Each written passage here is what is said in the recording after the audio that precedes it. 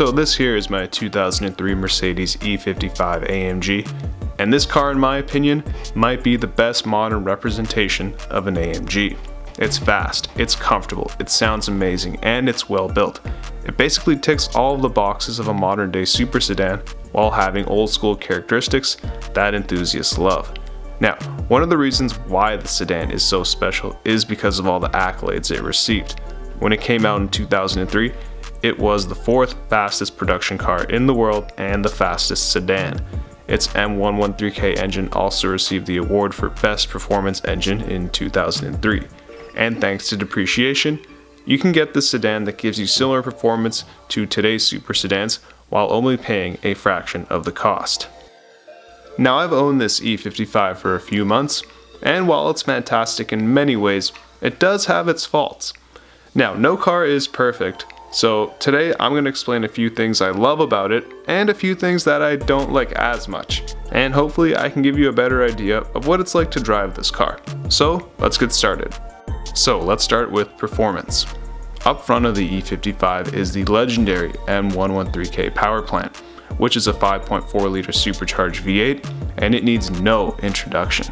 Good for 517 foot-pounds of torque and 469 horsepower, it'll launch the E55 from 0 to 60 in the mid to low 4-second range and can do the standing quarter mile around 12.5 seconds out of the box.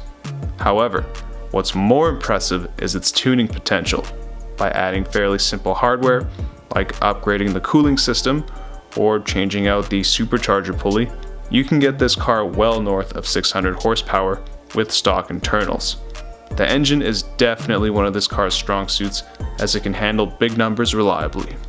Moving on to the interior, you're greeted with a cabin that doesn't fall short of feeling premium. Everything is well laid out and the cabin itself is quite spacious. The highlights are definitely the black Nappa leather AMG sport seats, and the materials in general are of high quality. One piece that I personally adore is the AMG gauge cluster. It looks very pretty with its white and silver colors, and is clear and easy to use. And the V8 compressor badge on the tachometer is also a nice touch. Another feature that I should mention is the center cup holders. It's definitely a quirk that Mercedes of this era have, as it's so over-engineered and very German in that sense. The interior overall is fantastic, especially considering the car's age, but it isn't perfect. The main thing I don't like as much is the steering wheel. Honestly, it's probably the least AMG-like part about the car, as it looks kind of bloated and not very sports-like. Moving on to the exterior, the W211 E-Class has aged quite well and it still looks like a modern car.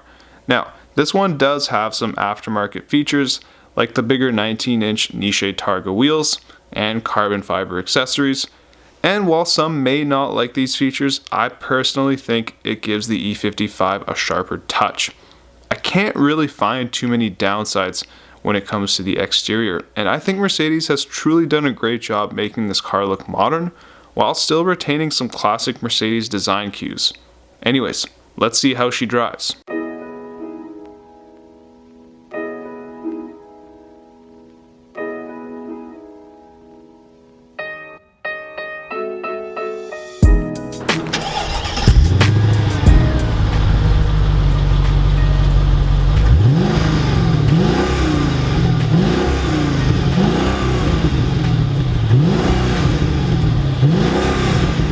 So driving this car is an absolute treat in many ways. And one thing that it really does well, and in general what AMGs just do a good job of, is they allow their drivers to really enjoy the car regardless of what driving situation they're in. And the E55 is obviously no exception to that. And just to give you guys a few examples, when you're driving in the city, it's really comfortable. The cabin does an excellent job of filtering out road noise that's going on outside. And also the interior as well is super refined, especially when you sit in these super comfortable black Nappa leather seats that are heated and cooled and can also give you a massage. And when you're driving on the highway, the air suspension does a phenomenal job of basically ironing out all the imperfections on the road when you're in comfort mode.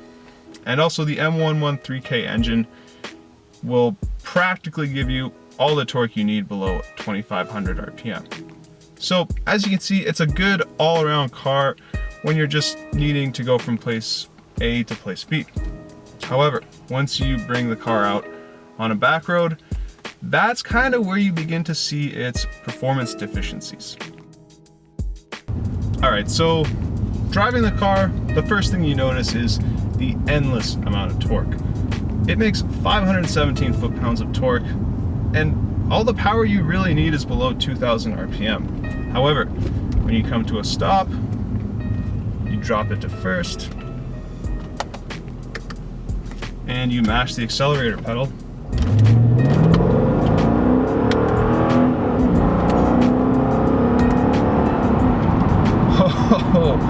You can get up to illegal speeds very quickly. Anyways, I'll calm down a bit. Now, like I said, all the torque you really need is below 2,000 RPM. And if you choose to really wind out this motor, you will notice that it has no intention of stopping, and it will pull through the entire rev range. And honestly, flooring it is such an addiction, because when you do it, there's this wonderful noise. I mean, you get this deep V8 muscular induction noise coupled with that supercharger whine. It is something truly special that honestly very few modern cars can give you today. And the closest resemblance I would say is the 6.2 liter V8 supercharged engine found in the Hellcat and the other Dodge Chrysler products. In fact, maybe I can give you a sound comparison right now.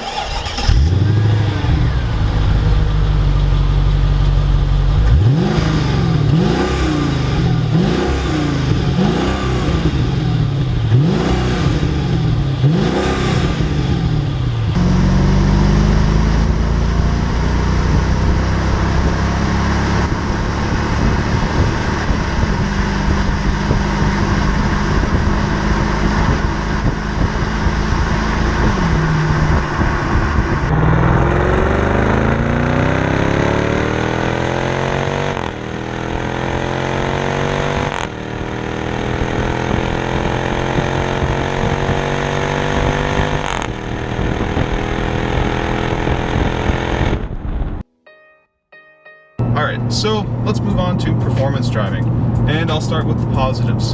So the first good thing is that it's really fast, and that's kind of about it if I'm honest. And I'll be totally sincere, handling is not this car's strong suit, because you have to remember that it's a 4,000 pound luxury sedan that's riding on air suspension, and if you do decide to take it through the twisties, you're just going to notice some body roll, and there's not really much you can do about it.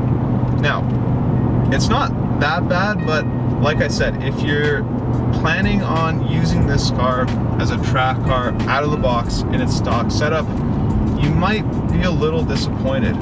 Now, steering is okay. Like right now, I'm taking it through the corner, and you definitely get feedback. It is hydraulically assisted, and you can feel the road, which makes it a bit engaging. But in the end, it's just not really meant for it. And you also have to remember that back in 2003, handling wasn't really AMG's priority. It was more about giving you a really powerful, luxurious sedan. And it wasn't, until now that they recently made handling more of a priority. And even though handling might not be this car's strong suit, that's honestly not a bad thing, because there's just something about this car that makes it so special when you're driving on highways or long curves. It's power delivery and its comfort. To be honest, the positives, they do outweigh the negatives in that sense.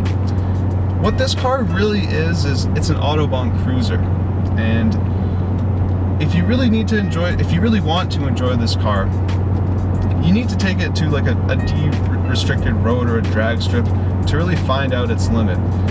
And like I said prior to this, its engine has no intention of stopping. It will pull through the entire rev range, and if you really want to feel the power, you can't drive on restricted roads, because chances are you're going to get in a dangerous situation. Alright, so let's talk about the brakes. And I'll start off with the positives.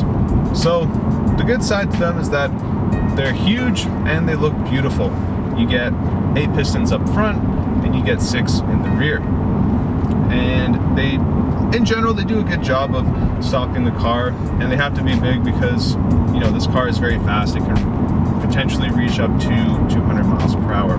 The downside to them is that they're electro-hydraulic brakes, and Mercedes calls this the SVC braking system. And what this means is that basically the driver's brake pedal sends an electronic signal to the master brake cylinder, and then based on driving inputs like how fast the car is going and how much traction it has, it will then choose to apply a determined, I guess you could say, hydraulic brake pressure to all 4 wheels. And the downside to this is that it's just not the most communicative, and it's a little bit dull in terms of the feedback you get. And also, sometimes you kind of have a hard time modulating them. Now, even though they're not very communicative, Mercedes does claim that it can basically apply much greater braking pressure compared to conventional brake systems, because it's, in a sense, independent from the driver's brake pedal. Right, so let's talk about the transmission in this car. So Mercedes gives you the Mercedes-built 5G automatic transmission, which is essentially just a 5-speed automatic that has really long gears. And the transmission itself is really smooth and it's very durable. One thing that's great about this transmission is that it was actually shared with the V12 models of this era, and it can handle up to 750 foot-pounds of torque. So if you're planning on drag racing this car, that's definitely a positive. However, the transmission does outdate the car just a little bit, and you're going to notice that with how fast the gear changes are. But overall, it's not a huge issue. Now, another downside to the transmission is these buttons on the steering wheel, which help you change gears. They're just not the best in terms of the tactile feedback they give you compared to, let's say, modern paddle shifters. But overall, they work and they get the job done. They're just not the most engaging. Now, if you do want to fix this, there actually are a few aftermarket vendors that offer flat bottom Alcantara steering wheels with proper metal paddle shifters. Now, in terms of driving configurability, even though the car is a little bit older, you do get a few options. For instance, you get 3 modes of driving. You get a comfort mode, a manual mode, and a sport mode. Now, comfort mode will start the car off in 2nd gear. Manual mode will allow you to change gears yourself, and sport mode will start the car off in 1st gear and hold the gears a little longer. As far as the air suspension goes, you also get 3 modes of air suspension stiffness and 2 levels of height adjustment. I personally leave the car in comfort mode with the lowest firmness setting for the air suspension. However, if you choose to put the car in the most stiffest mode of air suspension, you're going to notice that it does handle better, but at the same time it gets really, really rough. And I mean to the point where it almost feels like it's exaggerating every single little bump on the road to make it feel a little bit more engaging. Anyways, that's my honest opinion of how this E55 drives. Now, while these W211 E55 AMGs may have their downsides, it is definitely by no means a bad car, and the positives definitely outweigh the negatives. There's also something with this car that makes it special in terms of its character. It really feels like a proper old school AMG, but doesn't feel that outdated. And its character is something I want to draw upon a bit further. You see, the heart of every AMG is always the engine. and the M113K is an absolute gem. The way it sounds and feels just can't be replicated, as manufacturers have moved to smaller displacement engines with forced induction. Now, AMGs have still focused on making their engines the highlight of the car with their sound and power. That is up until recently, when they announced that the upcoming 2021 C63 AMG is going to be using a 4-cylinder turbocharged engine with an electric motor. This is truly stunning, considering the current C63 that it will replace is fitted with a turbocharged V8. But most importantly, it marks a shift in the company's perspective. What was once AMG's main craft of producing these stunning engines has been compromised due to emissions and economics and a whole bunch of other reasons. AMG will have to instead focus more on the dynamics of cars, which, don't get me wrong, is great. But the character of their V8 and V12 engines is something that no other manufacturer can match, and it will truly be missed. So, if you like engines like the M113K or the M156 6.2 liter V8 or the newer 5.5 bi-turbo and 4.0 bi-turbo, then get one while you can, because these engines are starting to become a thing of the past. Well guys, I hope you enjoyed this review of my E55. If you want to see more E55 videos along with other AMG content, feel free to like, subscribe, and share. Also, let me know in the comments below of what you think the future holds for AMG, and whether or not the E55 will be a future classic. So as always, thanks again for watching, and we'll see you in the next one.